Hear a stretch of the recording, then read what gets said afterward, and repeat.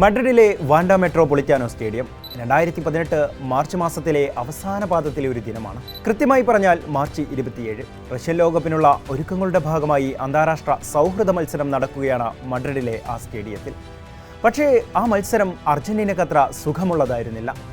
ആധുനിക ഫുട്ബോളിൽ അർജന്റീനയുടെ ഏറ്റവും വലിയ തോൽവികളിലൊന്ന് പിറന്നത് അന്നാണ്. 1-6 ഗോളിന്. 27, 52, 74 മിനിറ്റുകളിൽ ഇസ്കോയുടെ ഹാട്രിക് ഗോളുകളാണ് സ്പാനിഷുകാരെ മിന്നുന്ന ജയത്തിലേക്ക് നയിച്ചത്. ഇസ്കോയുടെ അന്താരാഷ്ട്ര കരിയറിലെ ആദ്യ ഹാട്രിക് ആയിരുന്നു ഇത്. ഡീഗോ കോസ്റ്റയും തിയാഗോ അൽക്കൻഡാരയും ഇയാഗോ അസ്പാസും അന്ന് ഗോൾ പട്ടിക പൂർത്തിയാക്കി.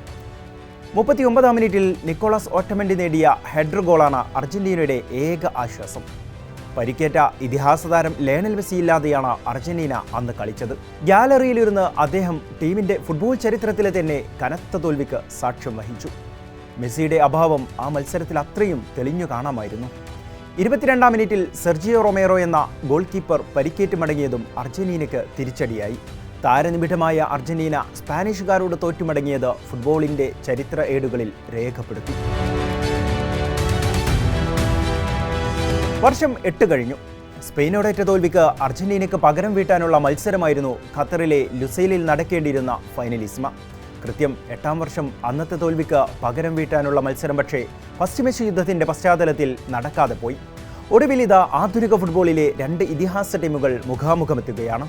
ലാറ്റിൻ അമേരിക്കയിലെ കരുത്തും ടിക്കിടാക്കയുടെ 2.0 എന്ന ആധുനിക മുഖവും, അല്ലെങ്കിൽ ലോകകപ്പിൽ നിന്ന് അരങ്ങൊഴിയുന്ന മെസ്സിയും അരങ്ങുവാഴുന്ന ലമീൻ യമാലും. എങ്ങനെ വേണമെങ്കിലും കലാശപ്പോരിനെ വിശേഷിപ്പിക്കാം. അത്രമേൽ ഗംഭീരമായൊരു മത്സരത്തിനാണ് ലോകം സാക്ഷ്യം വഹിക്കാനിരിക്കുന്നത്.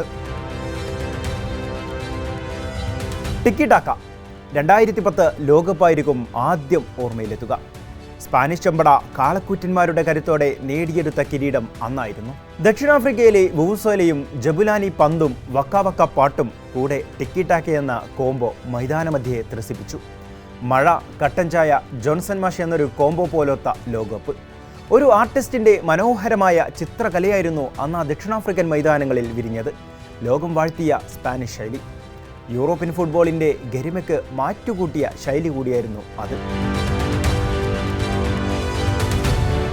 പെപ് ഗാർഡിയോള എന്ന വിഖ്യാത പരിശീലകനാണ് ടിക്കിടാക്കയിലെ 1-ാം അധ്യായത്തിന് ഫലം നൽകിയത്. ബാഴ്സലോണയിലായിരുന്നു അത് വിജയിപ്പിച്ചെടുത്തത്. Xavi Hernandez, Andres Iniesta, Lionel Messi, Sergio Busquets എന്നിവർ പെപ് ഗാർഡിയോളയുടെ ടിക്കിടാക്കയുമായി ബാഴ്സലോണയിലെ മൈതാനങ്ങളിൽ നിറഞ്ഞാടി. അതേ ശൈലിയെടുത്ത് സ്പെയിനും മൈതാനങ്ങളിൽ ഫലം കൊയ്തു. 2008 മുതൽ 2012 വരെ സ്പെയിൻ ദേശീയ ടീമും ടിക്കിടാക്കയുടെ മികവുമായി ഫുട്ബോൾ ലോകത്തെ അടക്കി ഭരിച്ചു. 2008, 2012 യൂറോ കപ്പ് കിരീടങ്ങളിലും 2010 ലോകകപ്പ് കിരീട നേട്ടത്തിലും ടിക്കിടാക്കയുടെ കയ്യൊപ്പുണ്ടായിരുന്നു. സ്പെയിൻ്റെ കുറിയ പാസുകൾ വലിയ ടീമുകളെ വെള്ളം കുടിപ്പിച്ചു. മിഡ്ഫീൽഡാണ് ടിക്കിടാക്കയുടെ താവളം. കളിമെനയാനും പ്രതിരോധത്തെ ബലപ്പെടുത്താനുമെല്ലാം അവിടം കേന്ദ്രീകരിച്ചു. എതിരാളികൾക്ക് പന്ത് നൽകാതെ സ്പെയിൻ ഗ്രൗണ്ടിലാകെ ചലിച്ചുകൊണ്ടേയിരുന്നു. ചിലപ്പോൾ സ്പാനിഷ് താരങ്ങൾ ഒരു ലക്ഷ്യവുമില്ലാതെ പന്ത് പാസ് ചെയ്യും. ഇതിന് മനഃശാസ്ത്രപരമായ ഒരു ലക്ഷ്യമുണ്ട്. എന്താണ് സംഭവിക്കുന്നതെന്ന് അറിയാതെ എതിരാളികൾ പതറി നിൽക്കുമ്പോൾ ആക്രമിക്കാൻ എളുപ്പമാണ്. ഫുട്ബോളിൽ ബുദ്ധിപൂർവ്വം ഇടപെടണമെന്ന് സ്പെയിൻ ഗ്രൗണ്ടിൽ തെളിയിച്ചു. ടിക്കിടാക്കയുടെ വേരുകൾ ചെന്നെത്തി നിൽക്കുന്നത് യോഹാൻ ക്രൈഫിലാണ്. നെതർലാൻഡ്സിന്റെ ടോട്ടൽ ഫുട്ബോൾ തന്ത്രമാണ് അടിത്തറ. 1988 മുതൽ 1996 വരെ ബാഴ്സലോണ മാനേജരായിരുന്ന ജോഹാൻ ക്രൈഫ് അന്നു തൊട്ടേ ടിക്കിടാക്കയുടെ ആദ്യകാല രൂപം പരീക്ഷിച്ചു തുടങ്ങിയിരുന്നു. പിൽക്കാലത്ത് ലാ മാസിയ അക്കാദമിയിൽ ടിക്കിടാക്ക പരിശീലിപ്പിക്കുകയും അത് വിജയം കാണുകയും ചെയ്തു. ആധുനിക ഫുട്ബോളിൽ ഗാർഡിയോള ടിക്കിടാക്കയെ വിജയിപ്പിച്ചു തുടങ്ങി. ലയണൽ മെസ്സിയും ഇനിയസ്റ്റയും സെസ്ക് ഫാബ്രിക്കാസും സാവിയും ഉൾപ്പെടെ ടിക്കിടാക്ക ശൈലിയെ സ്വായത്തമാക്കി. പിന്നീട് പൊസഷൻ ഫുട്ബോളിൽ സ്പാനിഷുകാർ പുതിയ ചരിത്രം തുന്നിച്ചേർക്കുകയായിരുന്നു. ടിക്കിടാക്കയിലൂടെ പെപ് ഗാർഡിയോള ബാഴ്സലോണയിലേക്ക് എത്തിച്ചത് 14 കിരീടങ്ങളാണ്. ടിക്കിടാക്ക ശൈലിയിലൂടെ തന്നെയാണ് മുൻ Spanish coach Luis Aragones 2008 Euro Cup കിരീടം സ്പെയിനിലേക്ക് എത്തിച്ചതും. പിൽക്കാലത്ത് വിസന്റ് ഡെൽ ബോസ് സ്വീകരിച്ച ശൈലിയും ഇതുതന്നെ. ഇക്കാലത്തിനിടെ കോൺഫെഡറേഷൻ കപ്പ് ഫൈനലിൽ സ്പെയിൻ ബ്രസീലിനോട് തോറ്റതോടെ ടിക്കിടാക്ക ശൈലി പൊളിഞ്ഞു തുടങ്ങിയെന്ന വ്യാഖ്യാനം ഫുട്ബോൾ ലോകം നിരീക്ഷിച്ചു. പന്തവകാശത്തിൽ മേധാവിത്വം പുലർത്തിയെങ്കിലും ഗോളടിക്കാത്ത സ്പാനിഷ് ശൈലി വിമർശനത്തിനിടയാക്കി. പലപ്പോഴും പന്ത് കൊണ്ട് വിജയിച്ചിട്ടും ഗ്രൗണ്ടിൽ അവർ പതറി. 2014 ലോകകപ്പിലും 2018-ലും 2022-ലും അതേ വിമർശനം കേട്ടു. യൂറോ കപ്പും നേഷൻസ് ലീഗും ജയിച്ച് അവർ പിടിച്ചു നിന്നു. ഇതാണ് ഏക ആശ്വാസമായത്. 2022 ലോകകപ്പിന് ശേഷം സമൂല മാറ്റമാണ് സ്പെയിൻ ആഗ്രഹിച്ചത്. ലൂയി എൻറിക്കയെ മാറ്റി ലൂയിസ് ഡെ ലാ ഫ്യൂണ്ടയെ കൊണ്ടുവന്നപ്പോൾ അദ്ദേഹം ആദ്യം പ്രഖ്യാപിച്ചത് പാസ് വിട്ട് പാസ്സാകുക എന്നതാണ്. പക്ഷേ ആദ്യമൊക്കെ ശൈലി മാറിയെങ്കിലും പതിയെ ടിക്കി ടാക്കയിലേക്ക് തന്നെ തിരിച്ചു വന്നു. അതിൽ പക്ഷേ മാറ്റം പ്രകടമായിരുന്നു. പുതിയൊരു ശൈലി കാണാമായിരുന്നു. 2024 യൂറോ കപ്പും 2023 നേഷൻസ് ലീഗും 2025 റണ്ണറപ്പും അങ്ങനെ ഫ്യൂണ്ടെ സ്പാനിഷ് സംഘത്തെ സമ്പന്നമാക്കി. അവിടെ നിന്നാണ് ഇപ്പോൾ ലോകകപ്പിന്റെ ഫൈനലിലേക്കുള്ള എൻട്രി. ടിക്കി ടാക്കയുടെ പരിഷ്കരിച്ച പതിപ്പാണ് 2026 ലോകകപ്പിൽ ഫ്യൂണ്ടെ സമർത്ഥമായി ഉപയോഗിക്കുന്നത്. സെമി ഫൈനലിൽ ഫ്രാൻസിന്റെ കരുത്തും മിന്നൽ വേഗവും സമന്വയിച്ച പവർ ഫുട്ബോളിനെ അക്ഷരാർത്ഥത്തിൽ നിഷ്പ്രഭമാക്കിയത് ഫ്യൂണ്ടയുടെ tikki taka 2.0 classic tikki ടാക്കയുടെ basic നിലനിർത്തി ആവശ്യമുള്ളപ്പോൾ നേരിട്ടുള്ള ആക്രമണശൈലി സ്വീകരിക്കുന്ന പ്രായോഗികമായ സമീപനമാണ് ടിക്കി ടാക്ക 2.0. ലമീൻ യമാലിനെ പോലെ അസാധാരണ ഡ്രിബ്ലിംഗ് മികവുള്ള താരത്തിന്റെ വ്യക്തിഗത മികവ് കൂടി അഡാപ്റ്റ് ചെയ്തുകൊണ്ടാണ് ടിക്കി ടാക്ക 2.0 ഫ്യൂണ്ടെ അവതരിപ്പിക്കുന്നത്.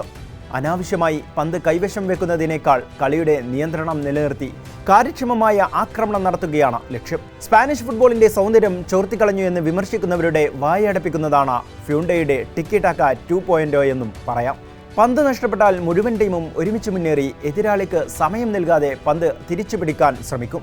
ഇതാണ് ടീമിന്റെ ഒരു വിജയതന്ത്രം. എതിരാളിയുടെ പകുതിയിൽ നടപ്പാകുന്ന ക്ലാസിക് ടിക്കി ടാക്കയുടെ ബേസിക്കുകളാണ് സ്പെയിൻ സെമിഫൈനലിൽ ഫ്രാൻസിനെതിരെ ഫലപ്രദമായും പ്രായോഗികമായും നടപ്പാക്കിയതും. ഇതോടെയാണ് മധ്യനിരയിൽ അസാമാന്യമായ ആധിപത്യം സ്പെയിന് കൈവന്നതും. അതോടെ മുന്നേറ്റ നിരയിലേക്കുള്ള അസാമാന്യമായ കുതിപ്പും മിന്നൽ വേഗവും ഫ്രാൻസിന് നഷ്ടമായി. കളിയുടെ വേഗവും താളവും നിയന്ത്രിക്കുക, എതിരാളിയെ ഓടിച്ച് ക്ഷീണിപ്പിക്കുക, മൈതാനത്തെ ഇടങ്ങൾ നിയന്ത്രിക്കുക തുടങ്ങിയവ ടിക്കി ടാക്കയുടെ ബേസിക്കുകളാണ്. ഇതെല്ലാം സ്പെയിൻ അന്ന് മൈതാനത്ത് നടപ്പാക്കി. ടിക്കി ടാക്കയുടെ അടിസ്ഥാന ആശയത്തിന്റെ മികച്ച ഉദാഹരണമായിരുന്നു ഫ്രാൻസിനെതിരെ സ്പെയിന്റെ ആദ്യ ഗോൾ. ചെറിയ പാസുകളും ചലനങ്ങളും ഉപയോഗിച്ച് എതിരാളിയുടെ പ്രതിരോധത്തെ സ്ഥാനം തെറ്റിക്കുക, തുടർന്ന് തുറക്കപ്പെടുന്ന ഇടം പ്രയോജനപ്പെടുത്തുക, പ്രതിരോധക്കാരെ പിഴവിലേക്ക് നയിക്കുക, ഇങ്ങനെയൊക്കെയായിരുന്നു സ്പെയിൻ ക്ലാസിക് ടിക്കി ടാക്കയുടെ ആ ബേസിക് അവിടെ അവതരിപ്പിച്ചത്.